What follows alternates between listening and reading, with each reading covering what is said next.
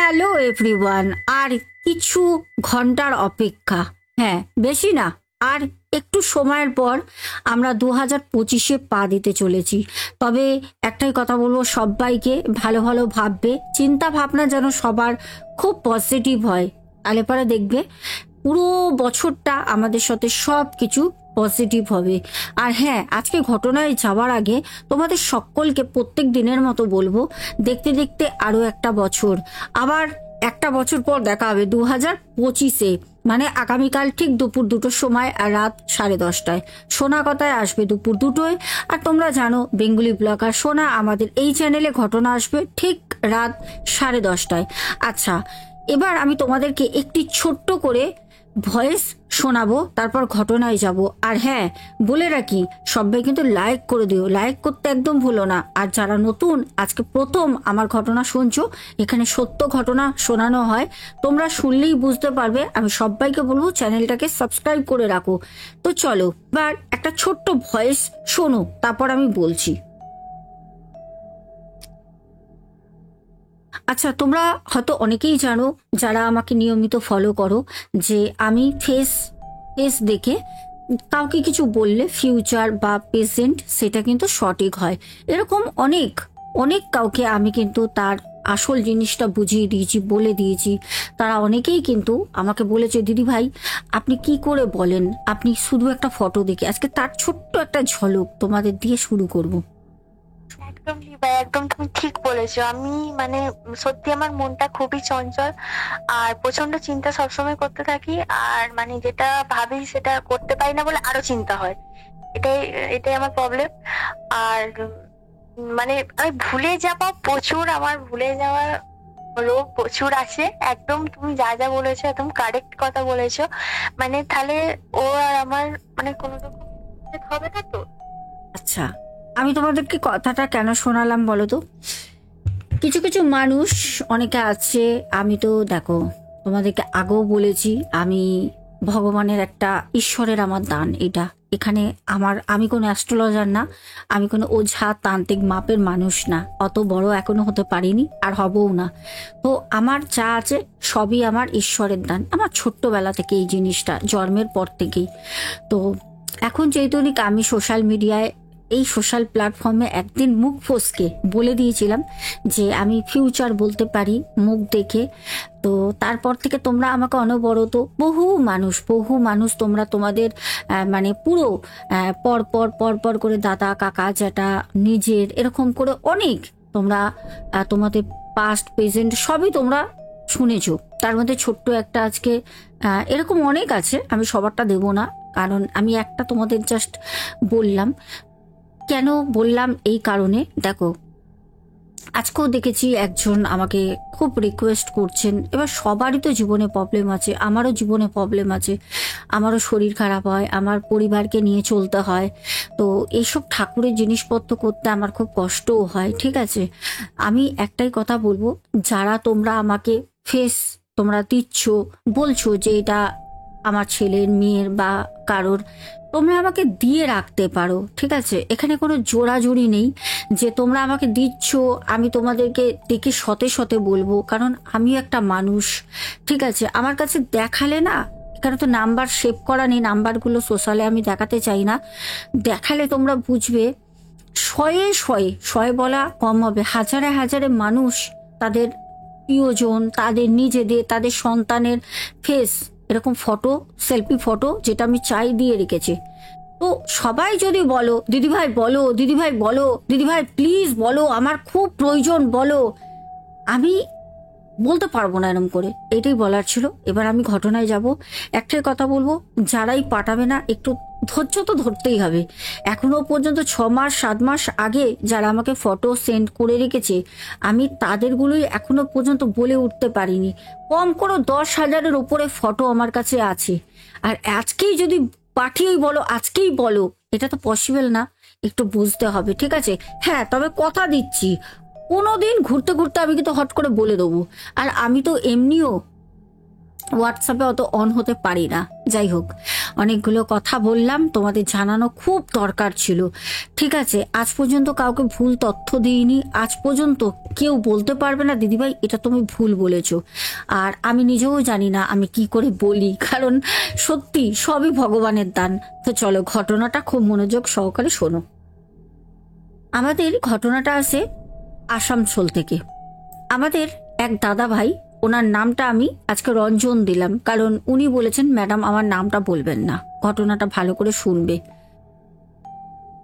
রঞ্জন দাদা ভাই বলেন, আমার মা হসপিটালে যখন ভর্তি ছিল, আসানসোল হসপিটালে, বলছে হসপিটালে থাকার সময় আমার মায়ের জন্য আমি খাবার নিয়ে যেতাম।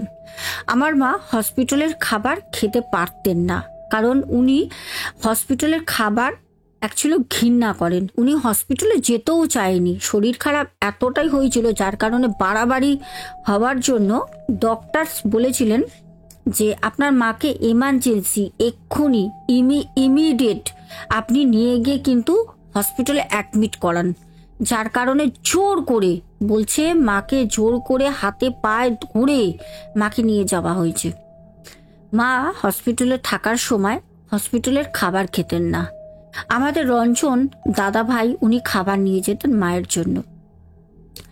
বলছেন এরকমই একটা সন্ধ্যের আমি কথা বলি, আমাকে হসপিটালের যিনি হেড, ওখানের সিনিয়র নার্স ছিলেন, আমাকে একদিন বললেন যে দেখুন আপনার মা হসপিটালের কোনো খাবার খান না, হসপিটালের কোনো খাবার খান না। উনি ওখানের যে মাসি আয়ারা থাকেন ওনাদেরকে দিয়ে বাইরে দিয়ে চা, পাউরুটি, ঘুগনি, ডিম টোস্ট যেগুলো হসপিটালে অ্যালাউ করে না, এইগুলো ওনার মা লুকিয়ে লুকিয়ে আনিয়ে খেতেন। এবার কি হয়, হসপিটালে যারা মানে আয়া বা যারা হসপিটালে থাকে মাসি, তারা যদি তুমি 20 টাকা এক্সট্রা দাও তারা কিন্তু তোমাকে এনে দেবে। তো তাদের দায়ভার কিছু হয় না। তোমার শরীরে ডক্টর হয়তো তোমায় না করেছেন তেল মশলা রিচ খাবার খেতে, কিন্তু তুমি ওনাদেরকে 20 টাকা 50 টাকা হাতে গুঁজে দিলে সারাদিন তুমি যা চাইবে বাইরে দিয়ে ওনারা এনে দেবেন। তো সেরম করেই আমাদের রঞ্জন দাদা ভাইয়ের মা বাইরে দিয়ে খাবার আনিয়ে খেতেন। যখন নার্সদের কানে যান, কারণ পেশেন্ট পার্টি তো অনেক থাকে পাশে পাশে, তো এরকমই কোনো পেশেন্ট বলে যে নার্স দিদি ওই যে উনি বয়স্ক মহিলা বাইরে দিয়ে খাবার এনে ঘুগনি, পাউরুটি, আবার বিকেলবেলা চপ এগুলো খান।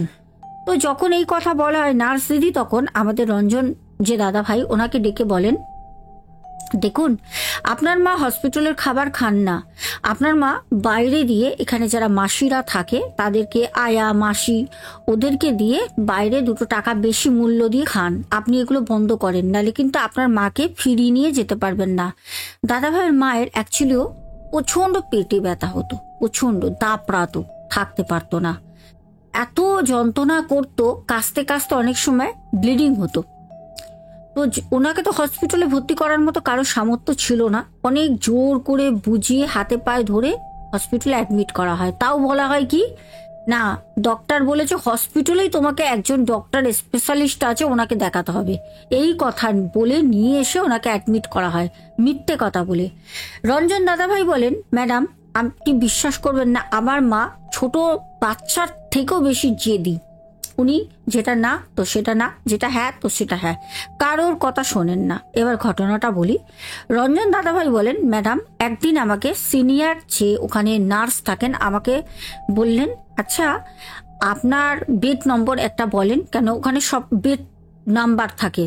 বলছে আপনার যে পেশেন্ট রয়েছে এত নম্বর বেডে আপনার কে হয়? তো দাদাভাই বলছে আমার মা হয়। কেন ম্যাডাম? বলছে আপনার মা বাইরে দিয়ে এখানে যারা মাসি আছে, যারা আয়া আছে, ওদেরকে দিয়ে টাকা দিয়ে খাবার আনিয়ে খায়, আর যেই খাবারগুলো হসপিটাল থেকে দেওয়া হয় সেই খাবারগুলো ওই নার্স আয়া ওদেরকে দিয়ে দেয়, ওরা বাড়ি নিয়ে চলে যায়, নিজেরা খেয়ে নেয়। তখন দাদাভাই বলছে ম্যাডাম আমি কি করব? তখন সে সিনিয়র যিনি নার্স ছিলেন উনি বললেন, আপনি বাড়ি থেকে খাবার করে এনে দেন, ওনাকে বাইরের খাবার খেতে দেবেন না, যদি দেন ওনাকে ফিরিয়ে বাড়িতে নিয়ে যেতে পারবেন না, উনি এখানেই কিন্তু ওনার দমটা শেষ করবে। কারণ কারণ আমাদের রঞ্জন দাদা ভাই বলেন, আমার মায়ের পেটে মানে আলসার হয়ে গেছিল, বড় বড় পেটের ভিতর ঘা হয়ে গেছিল।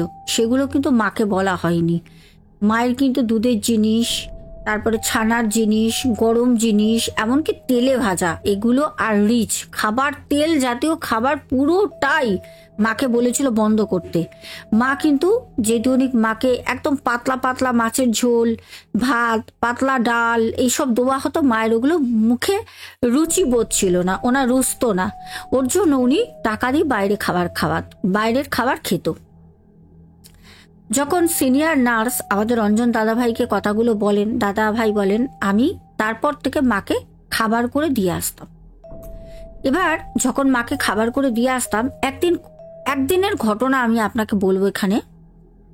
বলছে আমি মায়ের কাছে যখন খাবারটা নিয়ে যাই তখন আনুমানিক 8টা বাজে, আর আমাকে সিনিয়র যিনি ছিলেন মানে নার্স উনি বলে দিয়েছিলেন যে আপনি আপনার মাকে 8টা থেকে 8:05-10 মধ্যে খাবারটা প্রত্যেক দিন রাতে দিয়ে যাবেন। দিনের বেলা আমি 11টার সময় মাকে লাঞ্চটা দুপুরে দিয়ে আসতাম। সকালবেলা মায়ের জন্য পাতলা করে খিচুড়ি করে নিয়ে যেতাম।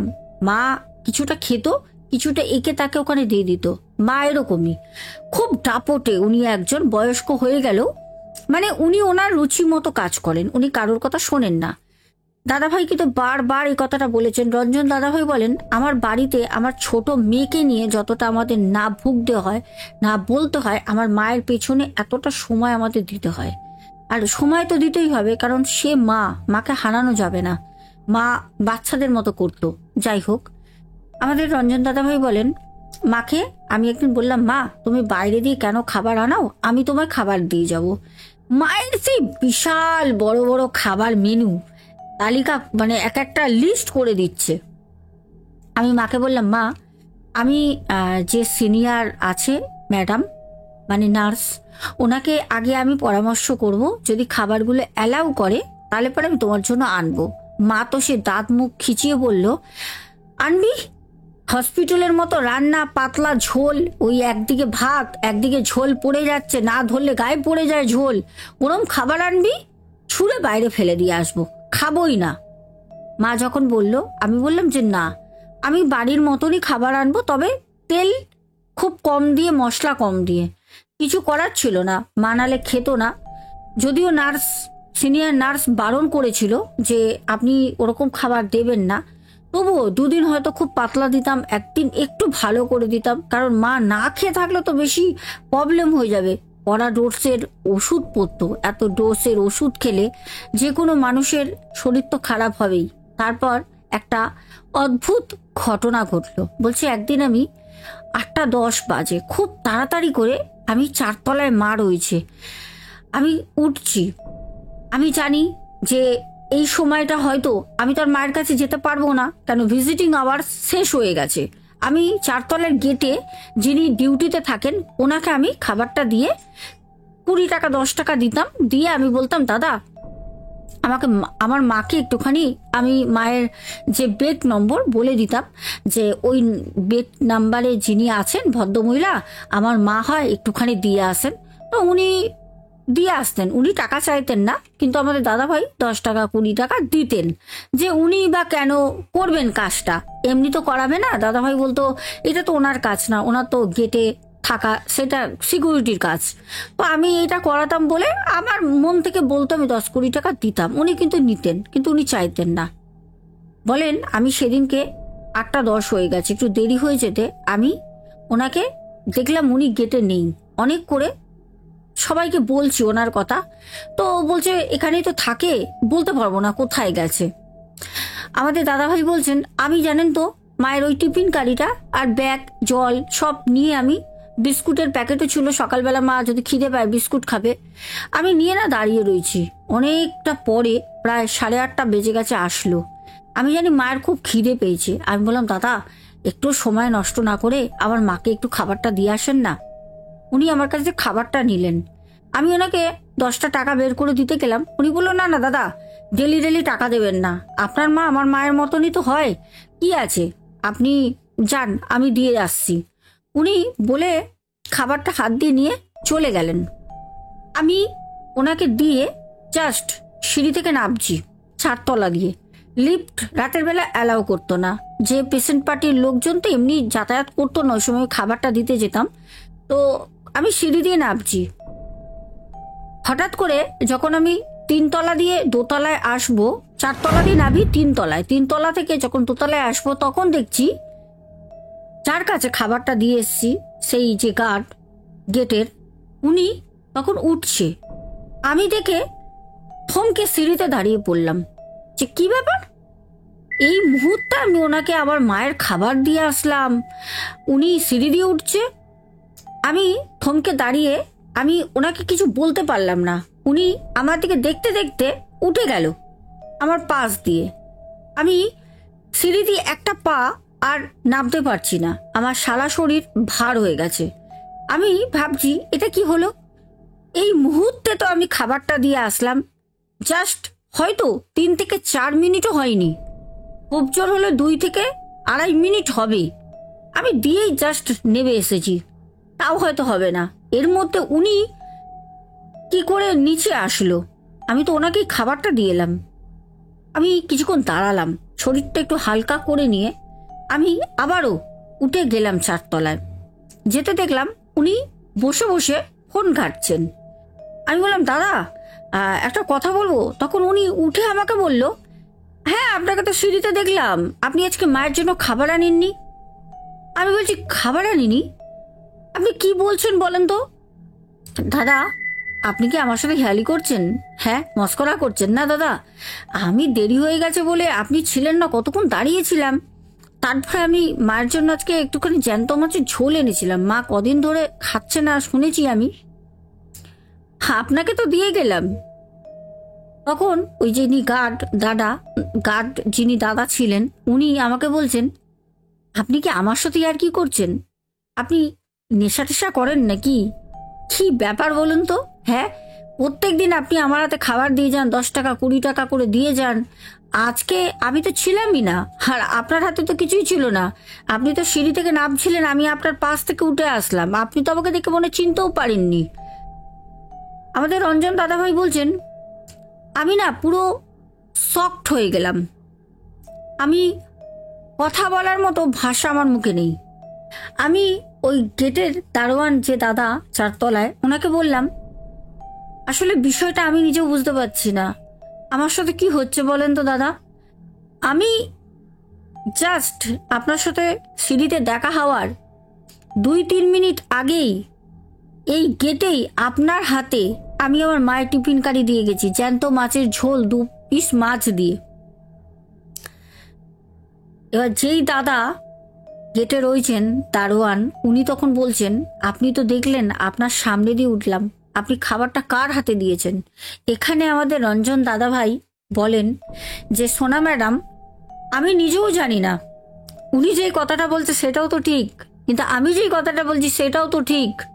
আমি তো আমার মায়ের টিফিন কারিটা গেটে আমি অনেকক্ষণ দাঁড়িয়ে থাকি, তারপর ওই গার্ড যিনি গেটে পাহারা দেন ওই দাদা আসেন, আমি তো ওনাকেই দিয়ে গেলাম। আর উনিও যেটা বলছেন যে সিঁড়িতে তো আপনাকে দেখলাম খালি হাতে আপনি দাঁড়িয়ে রয়েছেন, সিঁড়ি দিয়ে মনে হয় নামছিলেন, আমি তো আপনার পাশ থেকে উঠে আসলাম। এখানে আমাদের রঞ্জন দাদাভাই বলেন, আমি একটা সময়ের জন্য নিজেকে পুরো ভাবলাম যে আমি মনে হয় ফিক্কেল হয়ে গেছি, আমার মাইন্ডটা খারাপ হয়ে গেছে, আমি পাগল হয়ে গেছি মায়ের চিন্তায়। সত্যি কথা, মাকে তো হারাতে চাই না, কোনো সন্তানই হারাতে চায় না, আমিও চাই না। মায়ের চিন্তায় আমার মাথাটা খারাপ হয়ে গেছে। সত্যিই তো, উনি তো আমার পাশ থেকেই আসলো, তাহলে আমি খাবারটা কাকে দিয়ে গেলাম? আমাদের রঞ্জন দাদা ভাই বলে যে আমি কি করব।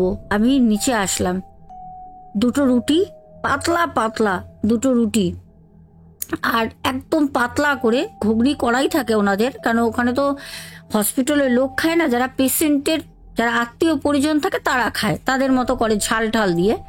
আমি সেই দোকানি যে বউটি ছিলেন ওনাকে বললাম, বৌদি এই ঘুগনিটাই একটু জল নুন দিয়ে ফুটিয়ে দেন, ঝোল কাইগুলো ছেঁকে। উনি সেরম করে দিলেন। ওই 2টো শুকনো পাতলা রুটি আর ওই ঘুগনি আমি আবার 4 তলায় নিয়ে আসি। নিয়ে এসে তখন দেখলাম উনি ফোনই ঘাঁটছেন।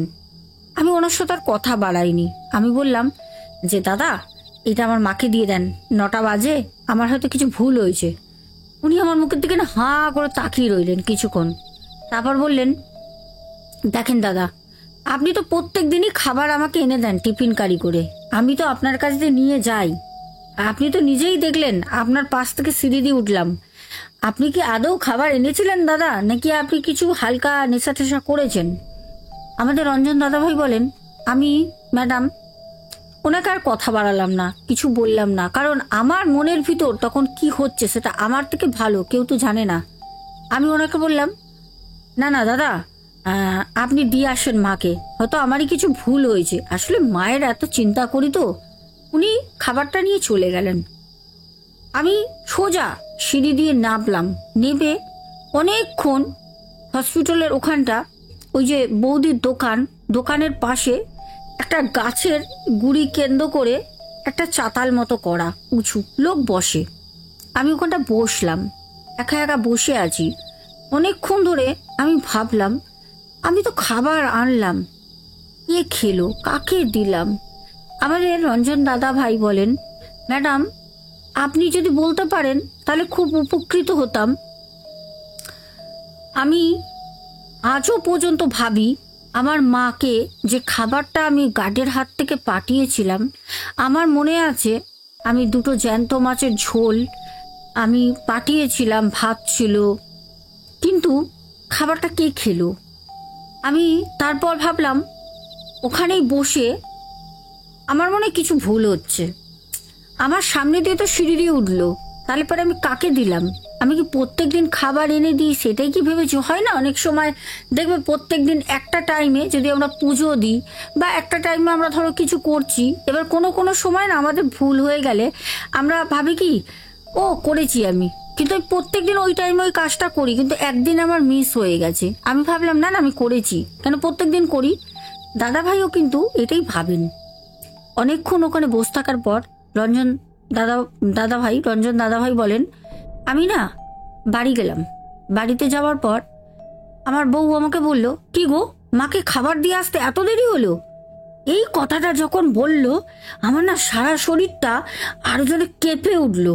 আমার মানে কি বলবো, হৃৎপিণ্ড যেন আরো জোরে জোরে মানে নিঃশ্বাস নিতে শুরু করলাম, যে এই তো আমার বউ বলছে খাবার দিয়ে আসতে এত দেরি হলো কেন? তাহলে তো আমি খাবার নিয়ে গেছিলাম। আমি বললাম, আমি না স্নান করতে যাচ্ছি, আমার শরীরটা খারাপ লাগছে। বলতেই আমার বউ আমাকে বলল, কেন গো রঞ্জন, তোমার কি হয়েছে, শরীর খারাপ লাগছে? মেয়ে এসে বলল, ও বাবা, শরীর খারাপ লাগছে কেন বাবা, ঠাম্মা ঠিক আছে তো? আমি বললাম, হ্যাঁ রে মা, ঠাম্মা ঠিক আছে। তারপর আমি পরিবেশটা দেখলাম বেকার, একটা উত্তেজনা হচ্ছে, আমার বউ চিন্তা করছে মায়ের কিছু হলো নাকি। আমি চুপচাপ বাথরুমে চলে গেলাম, গিয়ে ভালো করে আমি সাবান দিয়ে মাথায় তেল দিয়ে স্নান করে শরীর ঠান্ডা করে আসলাম। এসে আমার বউকে বললাম, তুমি আমাকে 2টো ভাত দাও তো, ভাত দাও, আমি আগে খাই, আমার না ভালো লাগছে না। আসলে আমি বাড়িতে বলতে পারছি না, কারণ মেয়েটা জেগে আছে, মেয়েটা তো সব শুনবে। আর ওর মনে ছোট থেকে হসপিটালের ভয় আমি কোনো সময় ঢোকাতে চাই না, যার কারণে আমি বললাম যে ভাত দাও, ভাত দাও, ভাত খাই, খুব খিদে পেয়েছে, শুতে যাব, ভালো লাগছে না। আমাকে আমার বউ মুখের দিকে কিছুক্ষণ তাকিয়ে থাকলো। আমি এরকম অস্বাভাবিক ব্যবহার কখনো করি না। তারপর আমাকে ভাত দিল, আমি চুপচাপ বসে বসে ভাতটা খাচ্ছি, আর একটাই জিনিস ভাবছি, যেটা আমার সাথে হলোটা কি, কি হলো আমি কিছু বুঝতে পারছি না। তারপর অনেক রাতে যখন মেয়ে ঘুমিয়ে পড়ে, বউ ঘুমাচ্ছে, আমি আর থাকতে না পেয়ে আমি আমার বউকে ডাকলাম। আমি বললাম, একটুখানি ওঠো না, তোমার সাথে কথা আছে। ও বলছে, এই এত রাতে কি তুমি বলবে বলো তো, একটু ঘুমাতে দাও না, সারা দিন কাজ। আমি বললাম, শোনো না, একটা খুব দরকারি কথা, নাহলে আমি ঘুমাতে পারবো না, আমার শরীর খারাপ লাগছে। তখন আমাকে বলল, কি গো, মায়ের কিছু খারাপ কিছু শুনে এসছো নাকি, কি ব্যাপার বলে ও চুলটা বাঁধতে বাঁধতে মানে হাত খোপা করতে করতে উঠে খাটে বসলো। মেয়ে ঘুমাচ্ছে, আমাকে বলছে কি হয়েছে। আমি ওকে বললাম তুমি একটুখানি পাশের ঘরে চলো না, তোমার সাথে কিছু কথা আছে। ও আমার সাথে গেল, ওকে আমি রাতে পাশের ঘরে বসে পুরো ঘটনাটা বললাম।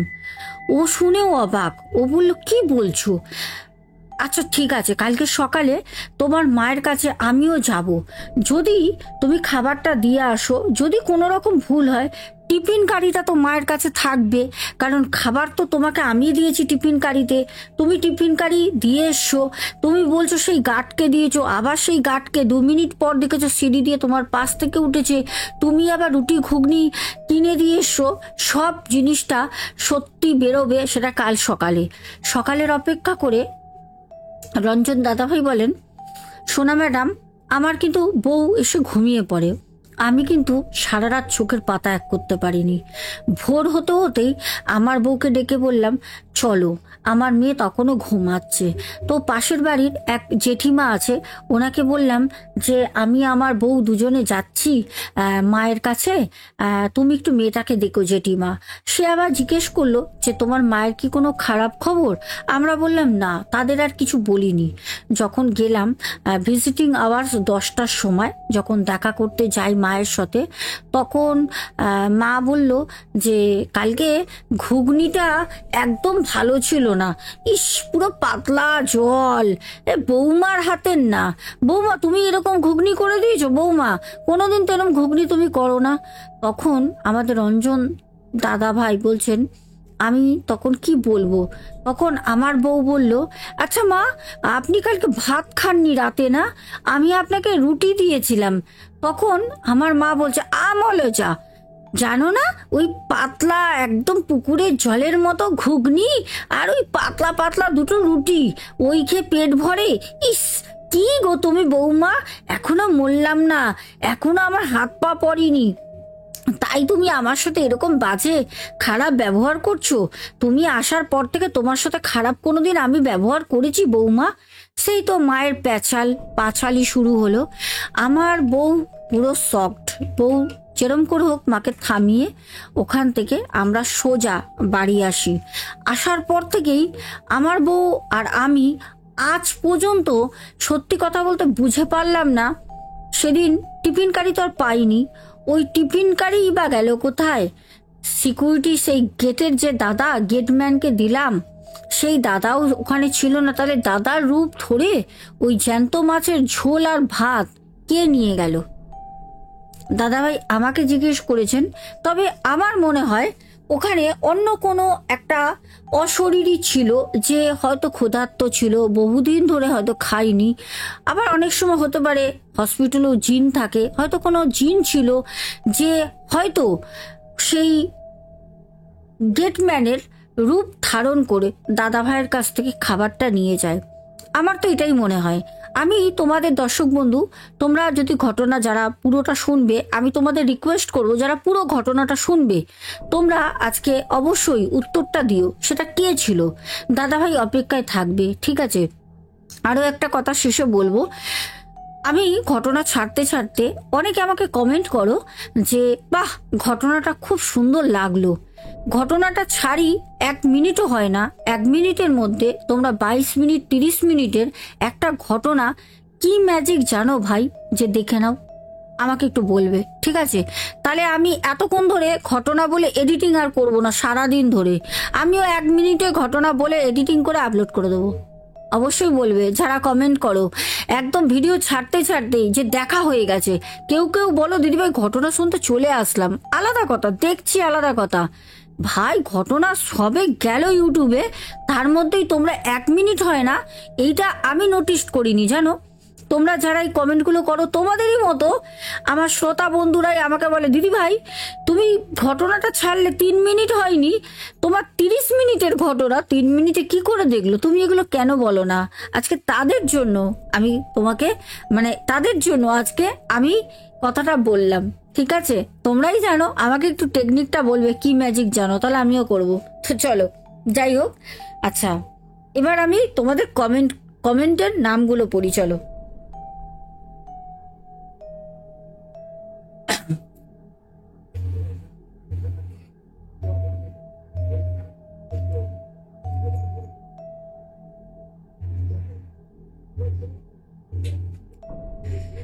প্রথমেই তানিয়া অধিকারী কমেন্ট করেছো। আচ্ছা, তানিয়া বলেছো, আচ্ছা তানিয়া আমাকে দুটো বড় বড় কমেন্ট করেছো। আমি তানিয়ার কমেন্টটা পড়বো, কারণ তানিয়া এর আগে কোনোদিন কমেন্ট করেনি, আমার মনে হয় প্রথম। দিদিভাই, তুমি ফার্স্টে দিদির ভয়েসে গান শোনালে, ওটা জাস্ট অপূর্ব, পুরো অরিজিনাল সং লাগলো, আর ঘটনাটাও বেশ ভালো লাগলো একদম। যে বোন প্রীতি আমাকে গানটা শুনিয়েছে, ওর গানের গলা খুবই সুন্দর। ও আমাকে আরও কটা ভিডিও গান এরম পাঠিয়েছে, আমি পরে দিয়ে দেবো। আচ্ছা, তানিয়া আরেকটা কথা বলেছে, আর দিদি তুমি আমার কমেন্টটা পড়ো, সবার সামনে আমার নামটা বলো, আমি তোমার প্রতি ঘটনা এত ভালো লাগে বলে কমেন্ট করি, আর আমি জানি তুমি খুব বিজি, তুমি নিশ্চয়ই পড়বে আমার কমেন্ট, আমি তারা দিচ্ছি না তোমায়। তানিয়া অধিকারী বোন, আমি তোমার কমেন্ট পেয়েছি, আমি কমেন্ট তোমার পড়ে নিয়েছি, খুশি হয়েছ অবশ্যই, আজকে কিন্তু কমেন্ট করবে। আচ্ছা, তারপর কমেন্ট করেছো মনোরমা মুখার্জি, দারুণ দারুণ, নামটা খুব সুন্দর। আচ্ছা, তুমি পরপর 3টে কমেন্ট করেছো। তারপরে আমাদের দুলাল ভট্টাচার্য কমেন্ট করেছেন। তারপরে আমাদের কমেন্ট করেছে অরূপ ভট্টাচারিয়া।